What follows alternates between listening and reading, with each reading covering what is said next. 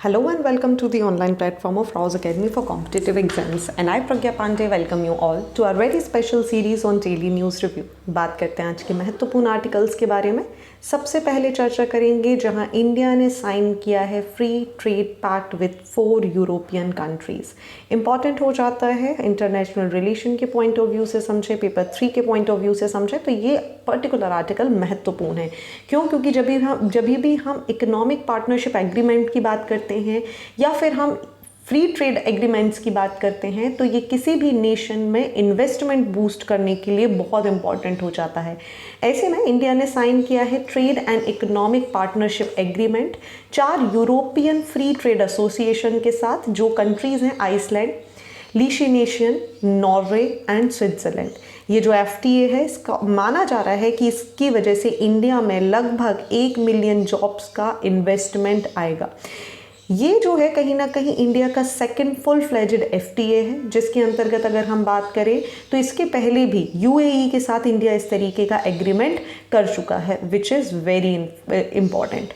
Basically यहाँ पर अगर हम बात करें तो इन्वेस्टमेंट, प्रमोशन एंड कोऑपरेशन की बात की जा रही है और साथ ही ऐसा भी अंदाज़ा लगाया जा रहा है कि इसकी वजह से जो फॉरेन डायरेक्ट इन्वेस्टमेंट है फ्रॉम EFTA जो कि इंडिया में यहाँ पर होगा 50 billion with in next 10 years and additional 50 billion in the subsequent 5 years हमें देखने के लिए मिलेगा। इसी के साथ अगर हम देखें तो कहीं ना कहीं 1 मिलियन जॉब्स इंडिया में आपको देखने मिलेंगी आगे आने वाले 15 सालों में फ्रॉम दीज इन्वेस्टमेंट, जो कि इंडिया के लिए एक ओवरऑल एस्पेक्ट से बहुत ही ज़्यादा महत्वपूर्ण हो जाता है। चलिए बात करते हैं EFTA के बारे में, which is the European free trade association. ये क्या होता है और इसका क्या महत्वपूर्णता हमारे लिए, थोड़ा सा इसको भी समझते हैं। देखिए EFTA की बात करते हैं तो ये कंसिस्ट करता है 4 मेंबर कंट्रीज़ को, जिनके अंतर्गत आइसलैंड, लिथुआनिया, नॉर्वे और स्विट्जरलैंड हमें देखने के लिए मिलते हैं। इसको इस्टेब्लिश किया गया था 1960 में ताकि प्रमोट किया जा सके free trade and economic integration among its member. जैसे आपको यूरोपियन यूनियन देखने मिलता है, उसके थोड़ा सा विपरीत अगर हम बात करें तो EFTA में किसी भी तरीके का पॉलिटिकल इंटीग्रेशन नहीं होता है। दैट मीन्स ये केवल और केवल एक ट्रेड एसोसिएशन के रूप में काम करते हैं। जितनी भी इसके मेंबर स्टेट्स होते हैं, इनका मुख्य उद्देश्य होता है एक नेटवर्क डेवलप करना फ्री ट्रेड के लिए globally and specially with in Europe. एक हाईएस्ट गवर्निंग काउंसिल की तरह ये काम करते हैं, जहां पर इसका जो चेयरमैनशिप है ये प्रत्येक 6 महीने में रोटेट होती रहती है इन चारों कंट्रीज़ के बीच में। ये यहाँ पर मैनेज करते हैं फ्री ट्रेड एग्रीमेंट को with European countries as well as non European countries also. Additionally EFTA के जो मेंबर्स होते हैं इनके पास एक ऑटोनॉमी होती है कि ये bilateral free trade agreement individually भी साइन कर सकते हैं। ओके बात करते हैं गिग वर्कर्स को लेकर। गिग वर्कर्स सफ़र कर रहे हैं from lack of social security regulations, और ये बात यहाँ पर एक स्टडी में आई है। देखिए एक स्टडी की गई जिसके अंतर्गत 10,000 से भी ज़्यादा कैब ड्राइवर्स को, गिग और प्लेटफॉर्म वर्कर्स को शामिल किया गया और एक लगभग third of app based cab drivers जो कि लगभग 14 आवर्स दिन में काम करते हैं, 83% से भी ज़्यादा 10 घंटे काम करते हैं, 60% से भी ज़्यादा 12 घंटे काम करते हैं। ऐसे में इनकी जो सिचुएशन है वो बहुत ही ज़्यादा बुरी है। सोशल डिस्पैरिटीज़ को अगर हम इसके अंतर्गत काउंट करें तो सिचुएशन और भी वर्स है, जहाँ पर 60% ड्राइवर्स जो हैं वो शेड्यूल कास्ट या ट्राइब के ग्रुप से हैं, जो कि 14 घंटे डेली काम कर रहे हैं, compare to only 16% from the unreserve category. सबसे पहले इस पूरी कहानी को समझने के पहले आपको जानना होगा कि आखिर गिग वर्कर्स कौन होते हैं। देखिए गिग वर्कर्स को हम यूजुअली फ्रीलांसर या इंडिपेंडेंट कॉन्ट्रैक्टर या ऐसे इंडिविजुअल जो कि कहीं पर भी टेम्प्रेरी, फ्लेक्सिबल या शॉर्ट टर्म वर्क्स में अरेंज हैं। फॉर एग्जांपल इस तरीके से समझ लीजिए, एक जोमेटो का जो व्यक्ति आपके पास खाना डिलीवर करने के लिए आ रहा है, they are a gig worker, right. So they are not traditional या फिर फुल टाइम एम्प्लॉय, बल्कि ये किसी भी काम पर एक प्रोजेक्ट बेसिस पर, एक टाइमली बेसिस पर या फिर एक ही साथ मल्टीपल कंपनीज या मल्टीपल क्लाइंट्स के लिए भी काम कर सकते हैं। सो यूजुअली जब हम इनके द्वारा जो अर्निंग होती है, इकोनॉमी में जो कंट्रीब्यूशन होता है, इसे हम गिग इकोनॉमी के नाम से जानते हैं। एक लेबर मार्केट में इसे शॉर्ट टर्म और फ्लेक्सिबल एम्प्लॉयमेंट की कैटेगरी में रखा जाता है। अब कौन कौन से गिग वर्कर्स होते हैं, जैसे इंडिपेंडेंट कॉन्ट्रैक्टर हमें देखने के लिए मिल जाते हैं एज ए फ्रीलांसर। फ़ायदा क्या है, फ्लेक्सिबिलिटी है, आपको जब चाहें जहाँ चाहें जैसा चाहें जितना चाहें उतना काम करें, आप जितनी इच्छा है उस हिसाब से काम करें। वैरायटी ऑफ जॉब्स है, अलग अलग सर्विसेज हैं, जैसे graphic designing, writing, programming, driving, consultation etcetera etcetera. Digital platform की वजह से चीज़ें ज़्यादा ईजी हो गई हैं। अब आप देखिए, आपके पास उबर है, टास्क रैबिट है, अपवर्क है, ऐसी बहुत सारी एप्लीकेशन है जहाँ पर क्लाइंट और कस्टमर डायरेक्टली आपस में एक दूसरे से बात कर लेते हैं। So for example, you are booking one cab, the cab driver will be the gig worker, right, और आप उससे डायरेक्टली यहाँ पर कनेक्ट कर रहे हैं।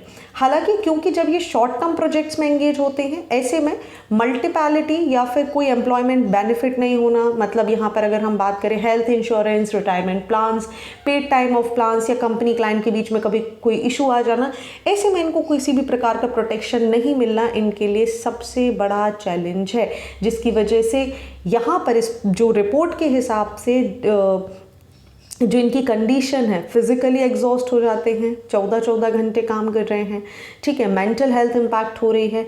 86% अगर हम डिलीवरी पर्सन्स की बात करें तो वो उनके ही हिसाब से अगर बात करें तो they are not feeling good, whether it is physical aspect or their mental aspect. Other than that, आप देखिए यहाँ पर बहुत ज़्यादा प्रोटेक्शन नहीं है, किसी भी तरीके की सिक्योरिटी नहीं देखने मिल रही। ऐसे में जो जितनी भी स्टडी यहाँ पर करी गई है वो बोल रही है कि कहीं ना कहीं हमें सोशल सिक्योरिटी लाना ज़रूरी है when it comes to gig worker. Okay, चलिए moving on to the next article of the day, and here we'll be talking about the electoral bonds, the state bank and the art of evasion। सारी चीज़ें एक साथ आने वाली हैं क्योंकि supreme court ने बोल दिया इलेक्टोरल बॉन्ड्स अनकॉन्स्टिट्यूशनल है। ये पूरा का पूरा लॉजिक यहाँ पर ख़त्म कर दिया गया है।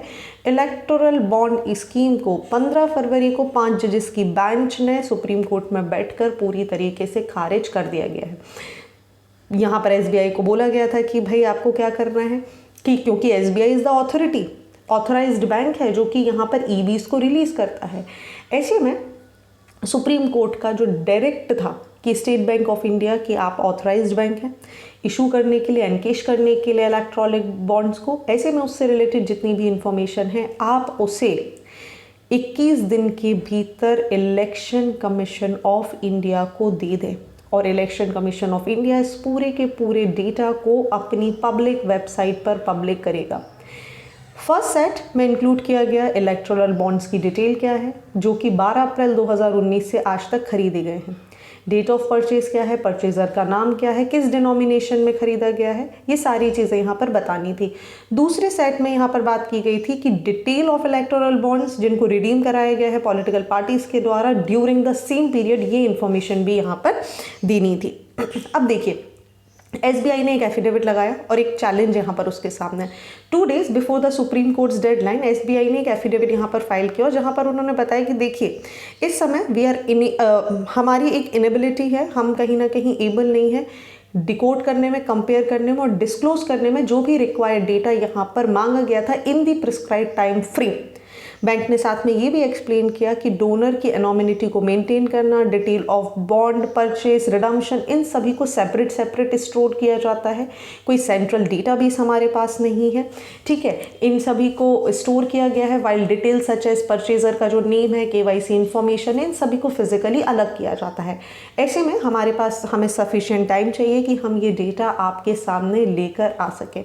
सो यहाँ पर SBI ने रिक्वेस्ट किया कि भाई एक एक्सटेंशन कर दीजिए सो दैट एक सफिशिएंट डेटा, एक एक्यूरेसी ऑफ डेटा यहाँ पर हो सके, ताकि डोनर कौन है, इन्फॉर्मेशन क्या थी, क्या एडिशनल इन्फॉर्मेशन थी, ये सारी चीज़ें यहाँ पर आ सके।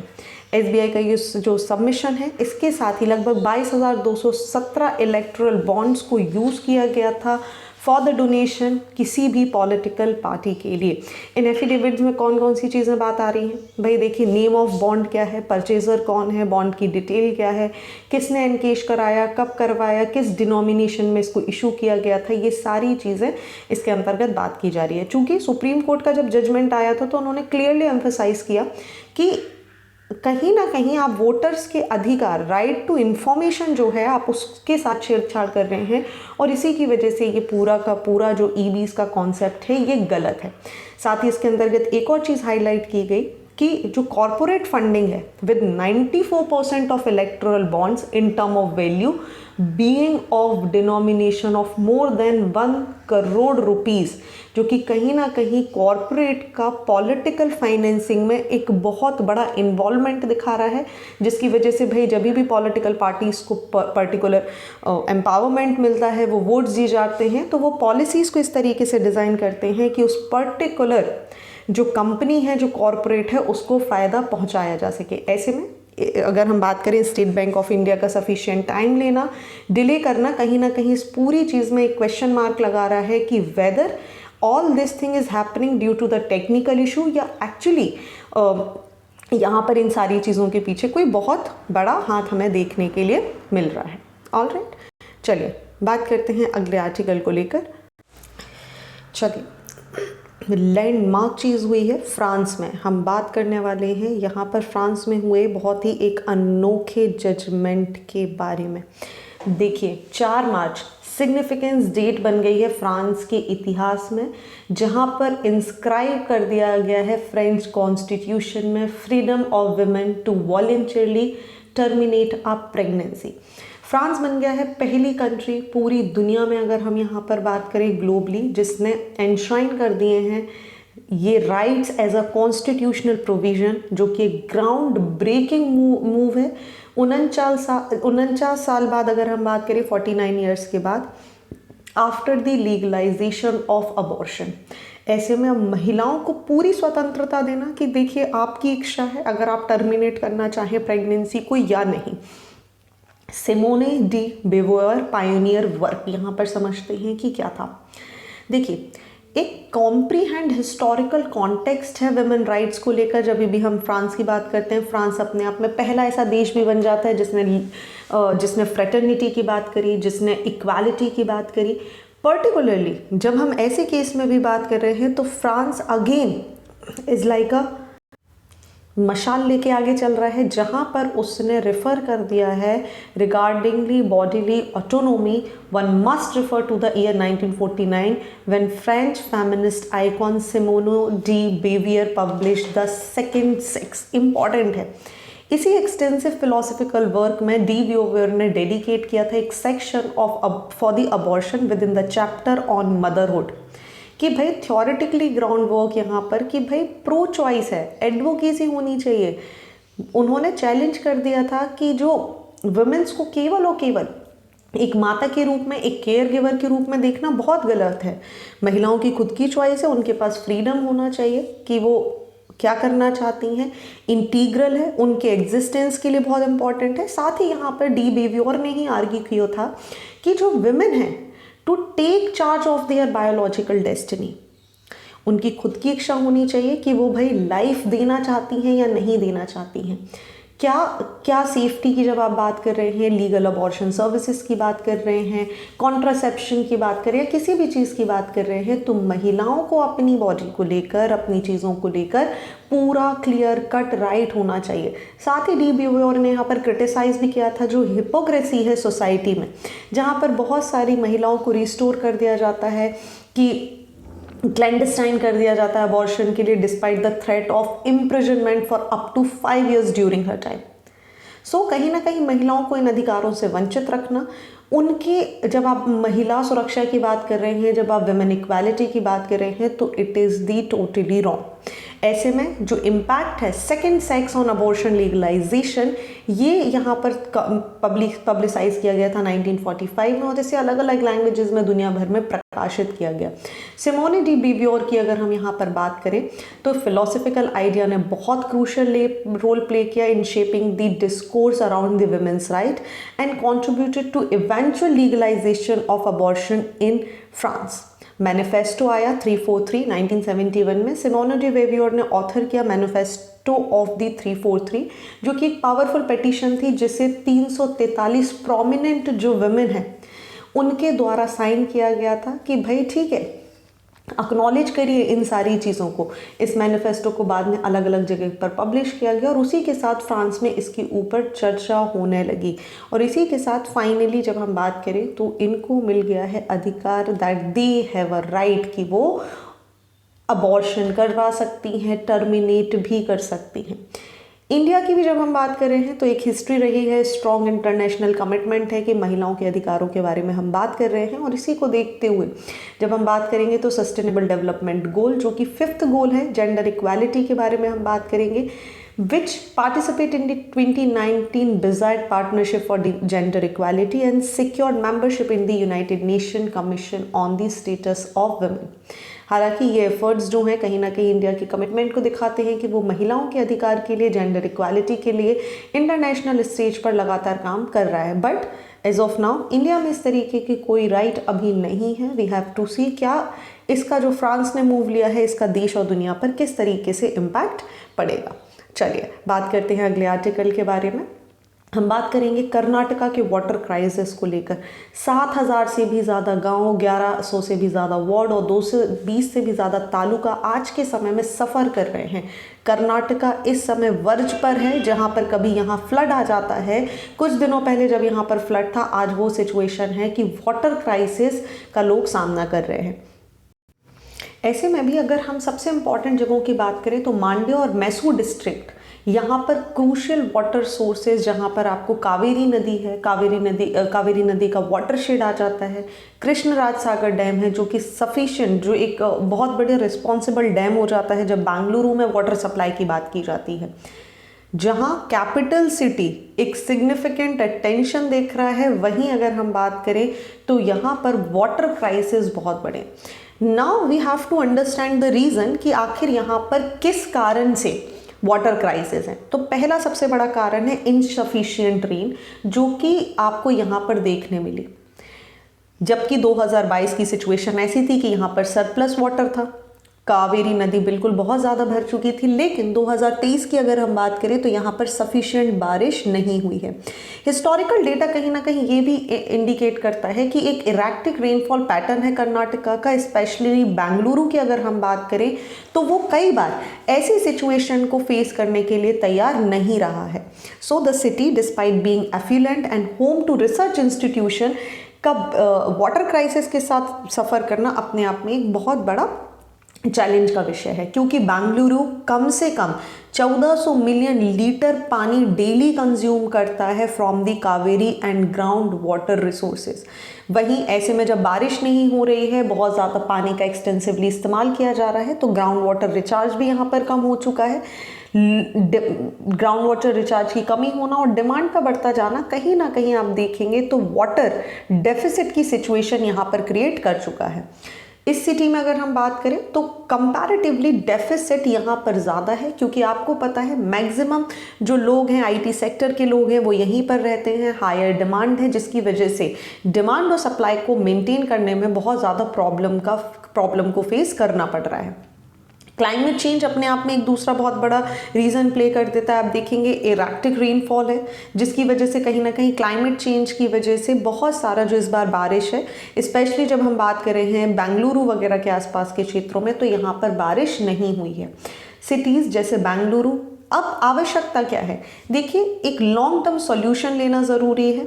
शॉर्ट टर्म मेजर्स या फिर रैपिड अर्बन ग्रोथ यहाँ पर हो रहा है, उसको यहाँ पर रोकना होगा।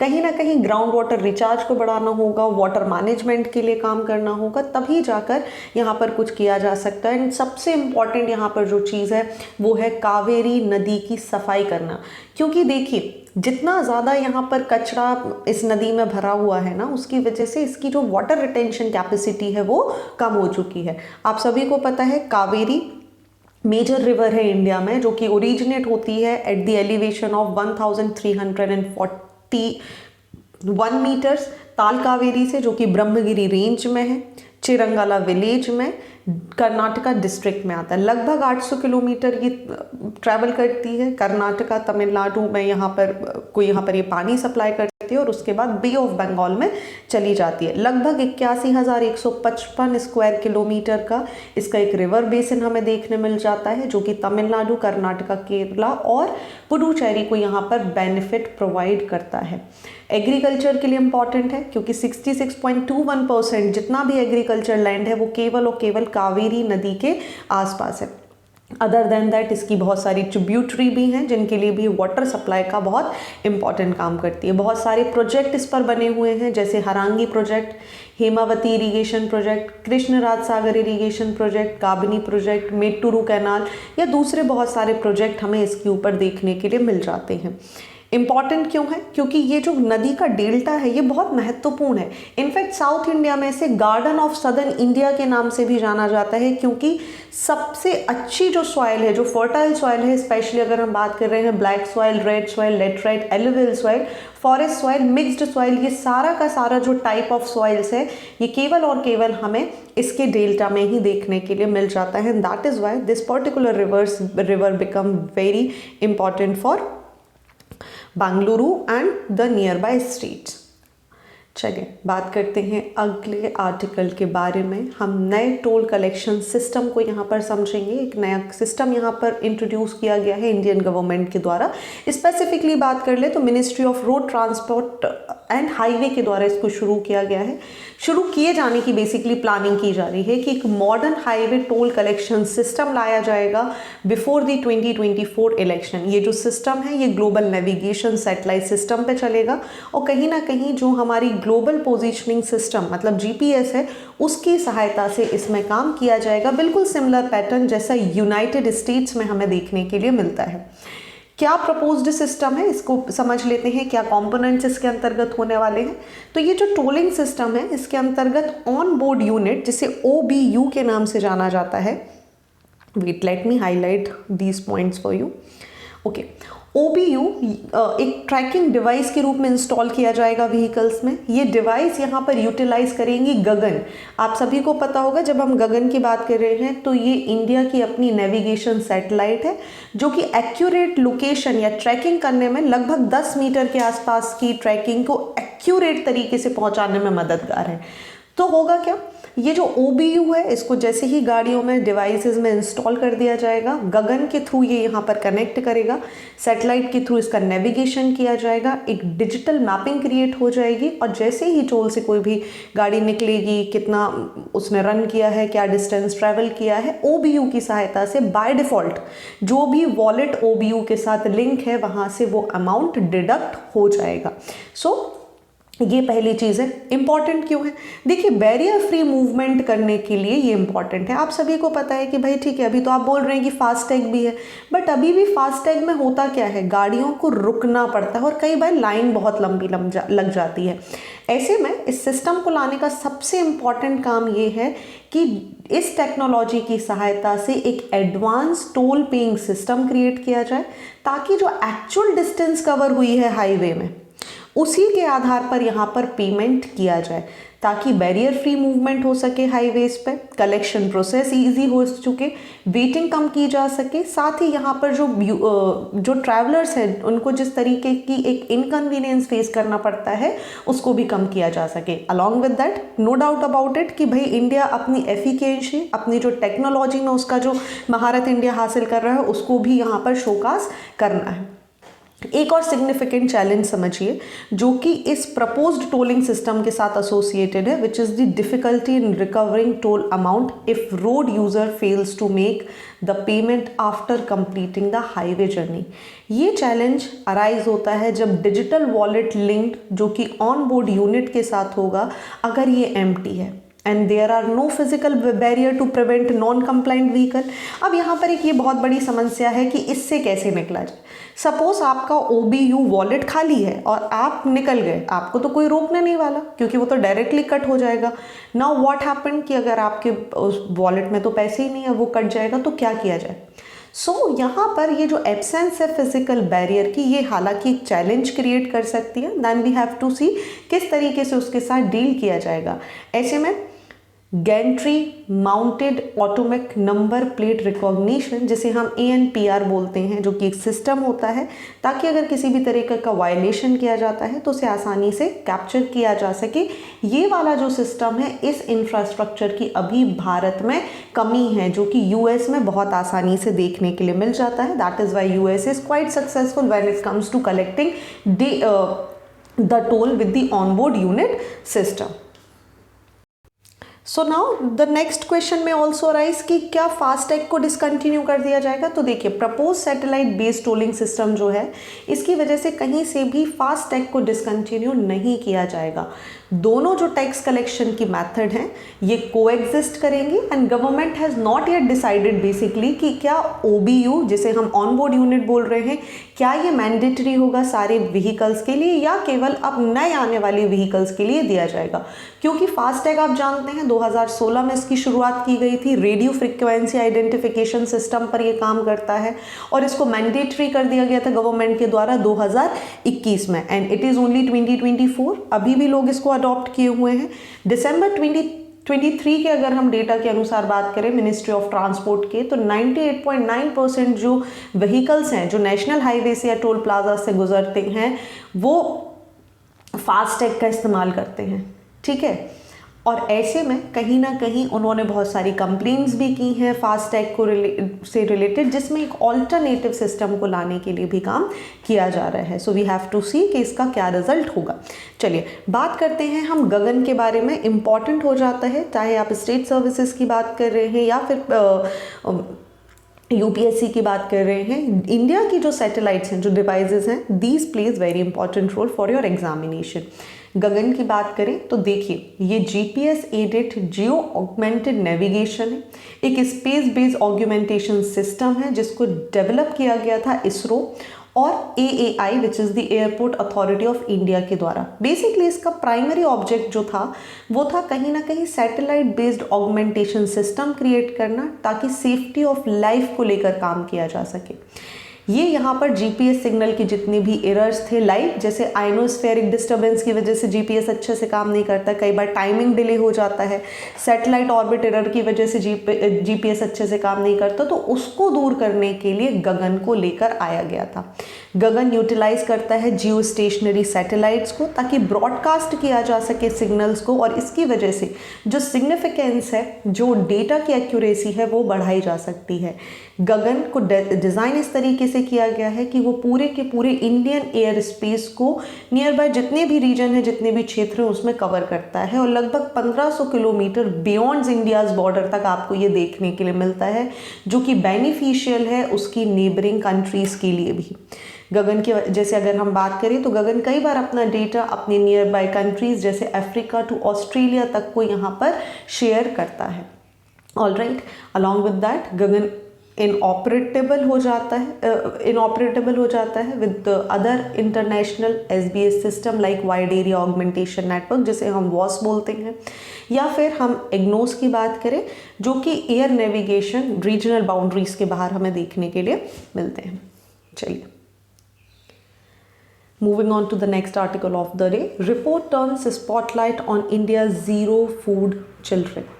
देखिए, एक रिसेंटली स्टडी पब्लिश की गई है in the JAMA network open general highlights the prevalence of zero food children in India at 19.3%, जो कि इंडिकेट कर रहा है कि एक्सट्रीम फूड डेप्रीवेशन है बच्चों के अंतर्गत। ये जो स्टडी है इसने इंडिया को रैंक किया है 3rd हाईएस्ट कंट्री जहां पर बच्चों के लिए भोजन जो है वो नहीं है।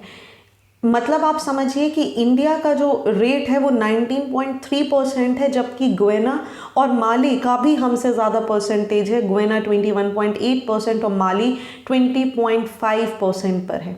ऐसे में इंडिया में अगर हम बात करें तो 6 मिलियन से भी ज़्यादा बच्चों को ज़ीरो फूड चिल्ड्रन कैटेगरी में रखा गया है। अलार्मिंग सिचुएशन है, क्योंकि समझने की कोशिश करिए, ये जो डिस्कवरी है ये कहीं ना कहीं बता रही है कि किस तरीके से एक्सट्रीम फूड डिप्रीवेशन आपको देखने मिल रहा है। पूरी जगह की तो हम बात कर रहे हैं वो तो ठीक है, लेकिन लैंडसेट की ये जो डिस्कवरी है इसने उत्तर प्रदेश को ज़्यादा हाईलाइट कर दिया है। केवल और केवल यूपी में अगर हम अकेले बात करें तो 28.4% से भी ज़्यादा बच्चे इस समय जिनके पास खाना मौजूद नहीं है उस कैटेगरी में है, followed by the other states जैसे बिहार 14.2%, महाराष्ट्र में 7.1%, राजस्थान में 6.1% और मध्य प्रदेश में 6% आपको देखने मिलेगा, जो कि अगर हम कलेक्टिव डेटा की बात करें तो उसका केवल और केवल 2/3 केवल इन्हीं स्टेट्स में मौजूद है। इम्पैक्ट है क्योंकि इंडिया का देखिए, आप सस्टेनेबल डेवलपमेंट गोल की बात कर लीजिए, आप फ्यूचर की बात कर लीजिए, तो बच्चों की जब आप बात करेंगे, चाहे वो ब्रेस्ट फीडिंग पर हो बच्चे, ठीक है, अपने मदर मिल्क पर डिपेंडेंट हो, या अगर हम यहाँ पर बात करें जब आप फूड एंड एग्रीकल्चर ऑर्गेनाइजेशन के हिसाब से बात कर रहे हैं कि 9 से 11 महीने के बच्चे को भाई हमें कैलोरीज देनी है, कैलोरीज डेफिसिट नहीं करना है, उसको प्रोटीन देना है। ऐसे में अगर बच्चे को सफिशिएंट खाना नहीं मिलेगा तो माल न्यूट्रिशन होगा और उससे एसोसिएट बाकी चीज़ें जैसे पॉवर्टी, मार्जिनलाइजेशन, ये सारी चीज़ें देखने के लिए मिलेंगी। इन अ सिमिलर रिपोर्ट ये भी आइडेंटिफाई किया गया है कि ज़ीरो फूड चिल्ड्रन, जो कि इसका सबसे बड़ा कारण है गरीबी, मार्जिनलाइजेशन, रैपिड अर्बनाइजेशन या फिर प्रेवेलेंस ऑफ न्यूक्लियर फैमिलीज, इसके मुख्य कारण देखने के लिए मिले हैं। साथ ही women from economically disadvantage background ज़्यादा स्ट्रगल करती हैं कि वो एक कॉम्प्लीमेंट्री फीडिंग जो है अदर देन, मतलब भाई ब्रेस्ट फीडिंग के अलावा खाना जो है बच्चे को जो 6 महीने से ऊपर का है वो करा सके। ऐसे में चाहे हम रूरल एरिया की बात करें या अर्बन एरिया की बात करें, the problem is same for the mothers, जो कि स्पेशली उन बच्चों के लिए जो कि अभी मदर मिल्क पर डिपेंडेंट है। So we have to understand कि इसके लिए क्या है। आप बच्चों के लिए पोषण आहार जैसी जितनी भी स्कीम है उनके बारे में भी डिटेल में अध्ययन कर सकते हैं। चलिए तो बात करते हैं मेंस के क्वेश्चंस के बारे में। पहला क्वेश्चन बात कर रहा है फ्री ट्रेड एग्रीमेंट को लेकर और दूसरा क्वेश्चन यहाँ पर बात कर रहा है गिग वर्कर्स की कंडीशन को लेकर। What all you have to do, just write the answer, click the photograph and upload it on the given link below. साथ ही अगर आपको DNR से संबंधित किसी भी प्रकार का कोई डाउट है तो आप मुझे डायरेक्टली pragyapande@raousacademy.in पर मेल भी कर सकते हैं। So thank you for watching this video. Do not forget to hit like button, comment your valuable feedback and also press the subscribe button to never miss any updates.